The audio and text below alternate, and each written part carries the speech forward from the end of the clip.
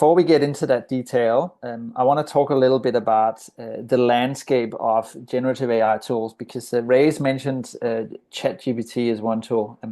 There are, in fact, a few handfuls these days of very capable sort of general purpose common generative AI tools. So when we say generative AI, it's AI that generates new stuff, as Ray's rightly mentioned.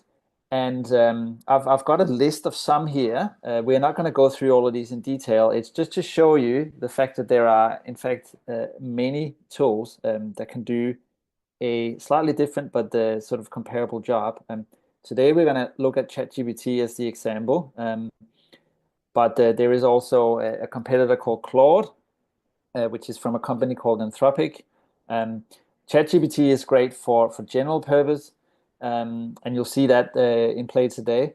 Anthropic is a slightly different model with a different language. It is more of a business-friendly, kind of less creative, but perhaps more safe, if you call it that. It gives more sort of standardized businessy responses.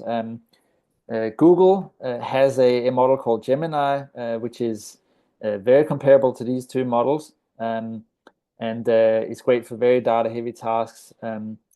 There is a model called Perplexity, which was designed originally for research-based tasks. So think about a university researcher doing stuff with this model.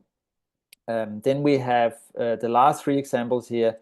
Microsoft Copilot, which takes a version of the ChatGPT model, what sits behind that, the model that sits behind that, and embeds it into Microsoft products such as Teams and Excel and Word and the Office suite of products. Then you have Mistral and Llama, which are what's called open source. So these are models where the code is visible to other people, and you can take those and deploy them on your own computer in theory. That's very technical. These are sort of the technical end of things. They don't have a nice chat interface necessarily like the other models here do. So they're for more technically adept people or people who have a tech team that can do that. But it's just to kind of show the kind of landscape that we're in.